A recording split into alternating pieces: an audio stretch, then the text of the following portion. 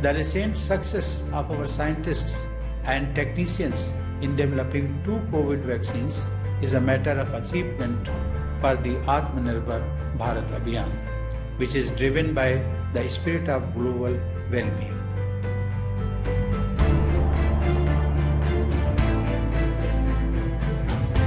आत्मनिर्भर भारत का मतलब है कि हमारे देश को किसी भी आपदा, किसी भी महामारी या सामान्य जरूरतों में किसी भी दूसरे मुल्क का मुंह न ताकना पड़े। इसकी सबसे ताज़ा और आसान और कहा जाए तो सबसे बड़ी मिसाल है कोरोना वैक्सीन निर्माण। भारत ने अपने दम पर कोरोना की 1 से ज्यादा वैक्सीन को विकसित किया और 16 जनवरी से देश में दुनिया का सबसे बड़ा टीकाकरण कार्यक्रम शुरू हो चुका है। साथियों, इतिहास में इस प्रकार का और इतने बड़े स्तर का टीकाकरण अभियान पहले कभी नहीं चलाया गया है।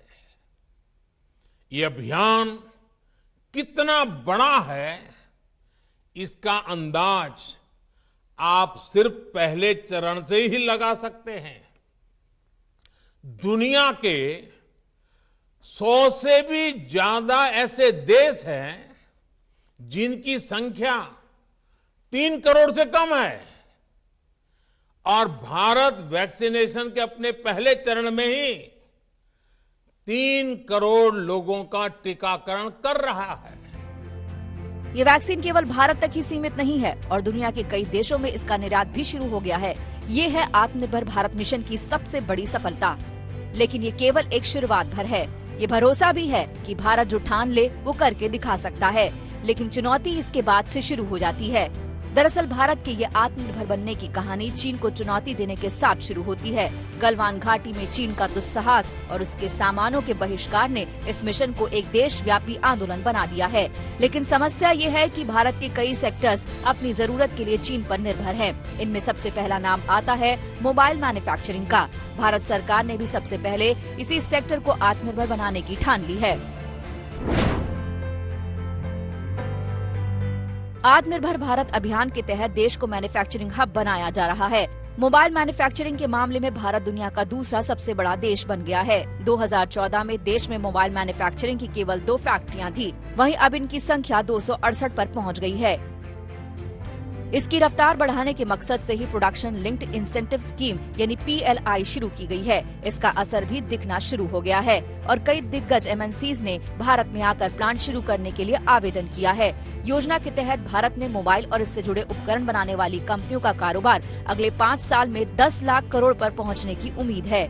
इनमें से 70% को निर्यात लक्ष्य के तहत रखा गया है। इस स्कीम के तहत सरकार कंपनियों को उनके उत्पादन के 4 से 6% के करीब इंसेंटिव देगी। मोबाइल, स्मार्टफोन के अलावा देश को लैपटॉप, मशीन टू मशीन उपकरण, इंटरनेट आधारित उपकरणों का बड़ा मैन्युफैक्चरिंग हब बनाने की तैयारी भी चल रही है।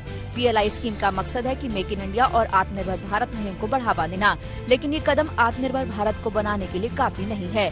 PLI स्कीम का फायदा तब मिलेगा जब एक तय संख्या में प्रोडक्ट का निर्माण पूरा हो जाएगा, लेकिन इन कंपनियों को आते ही इस मोर्चे पर पहली मुश्किल का सामना करना पड़ा है। सैमसंग और एप्पल के वेंडर समेत कई मोबाइल फोन मैन्युफैक्चरर्स का कहना है कि वो PLI के तहत इस साल के प्रोडक्शन टारगेट को हासिल करने से चूक सकती है। इसकी वजह है चिप की सप्लाई में कमी और कोविड-19 से पैदा हुई सप्लाई की दिक्कतें। अमेरिकी बैन की आशंका से डरकर हुआवे ने इलेक्ट्रॉनिक चिप का 2 साल का स्टॉक पहले ही खरीद लिया। इसकी वजह से सप्लायर्स ने भारतीय कंपनियों की सप्लाई 97% कम कर दी है। ऐसे में साफ है कि अकेले PLI स्कीम से कुछ नहीं होगा। भारत को आत्मनिर्भर बनने की दौड़ में आगे बढ़ने के लिए काफी कुछ हासिल करना होगा, जिसका रास्ता बजट दिखा सकता है।